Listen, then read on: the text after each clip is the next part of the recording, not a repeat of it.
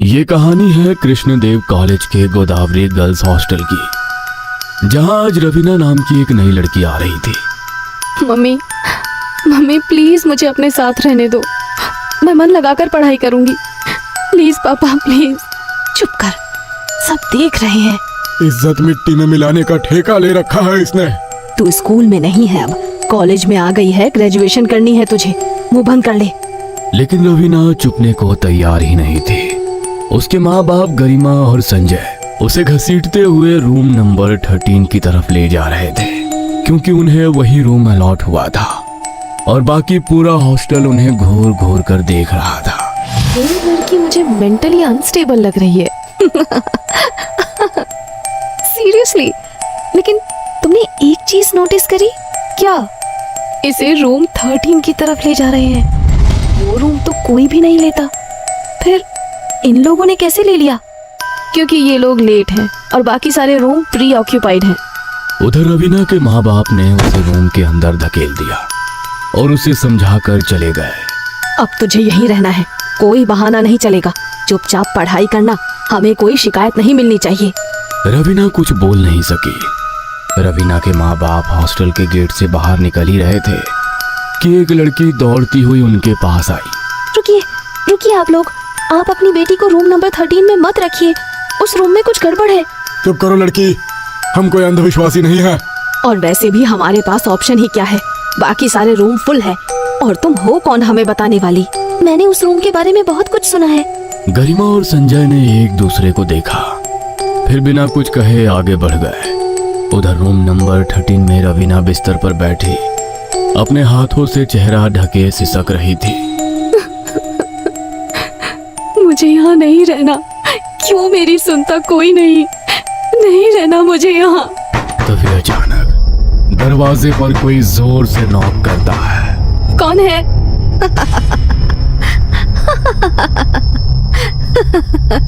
अरे खोल ना दरवाजा सिसकती रानी। शायद डर के मारे रो रही है। चल भाग चले। रवीना ने दरवाजा खोला, लेकिन सामने कोई नहीं था। तभी पीछे से आवाज आई। ओए बच्ची, पहली रात है तेरी।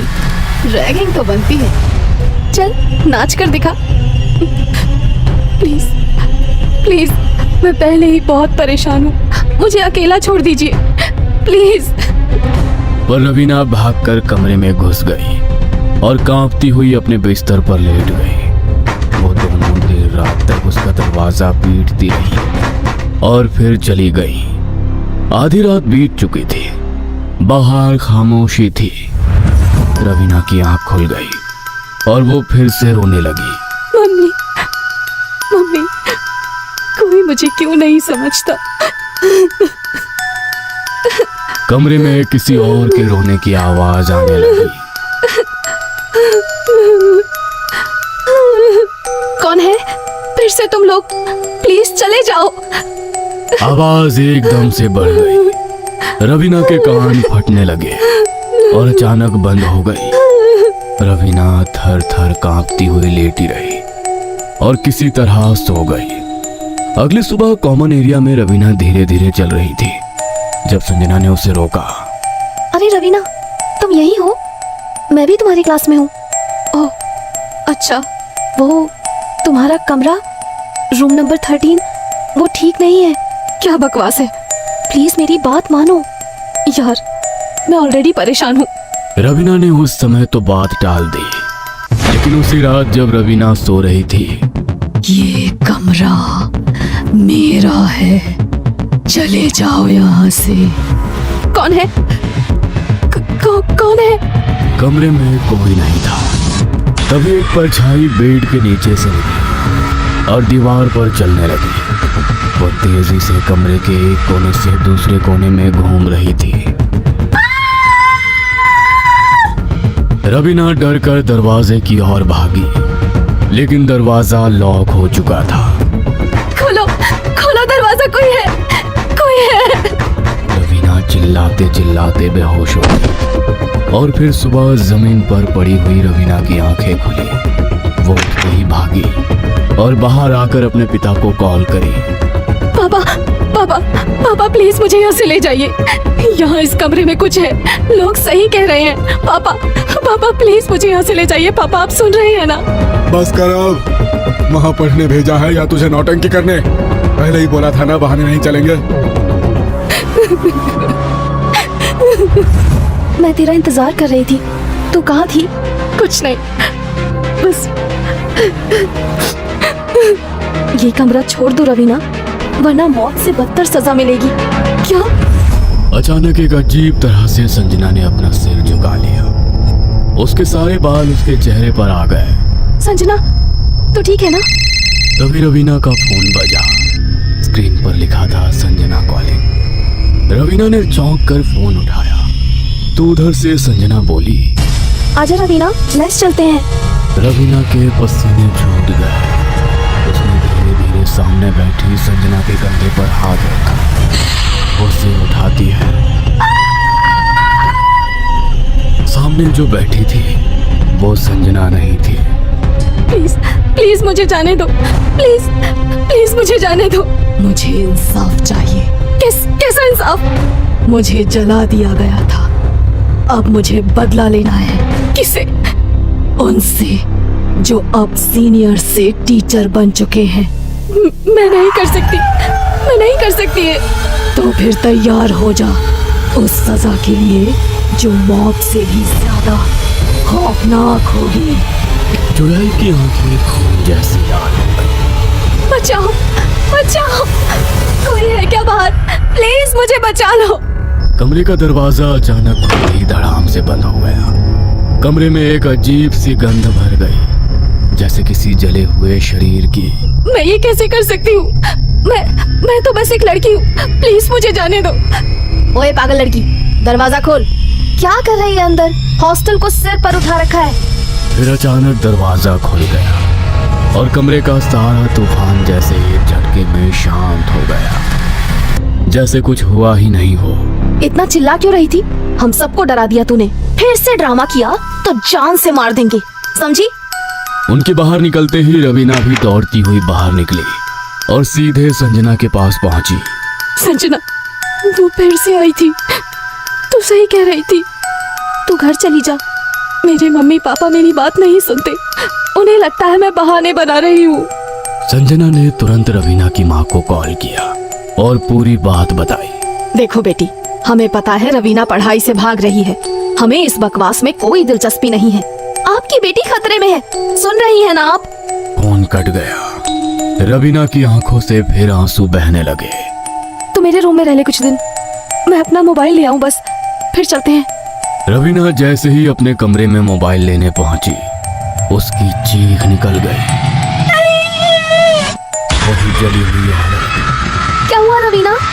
जैसे ही संजना कमरे में दाखिल हुई, दरवाजा खुद ब खुद जोर की आवाज के साथ बंद हो गया। पूरे कमरे में अंधेरा फैल गया। हमें छोड़ दो, हमें जाने दो। हम आज के बाद इस रूम में नहीं आएंगे, हमें जाने दो।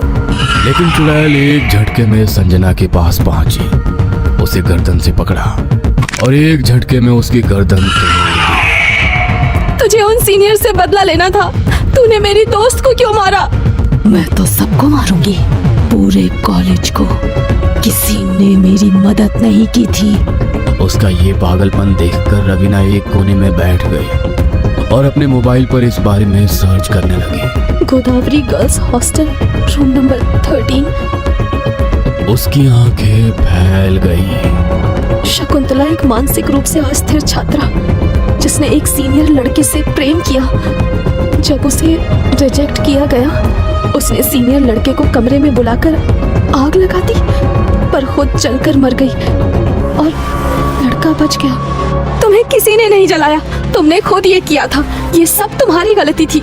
नहीं, वो मुझे बचा सकता था, लेकिन उसने नहीं बचाया। अब सब मरेंगे।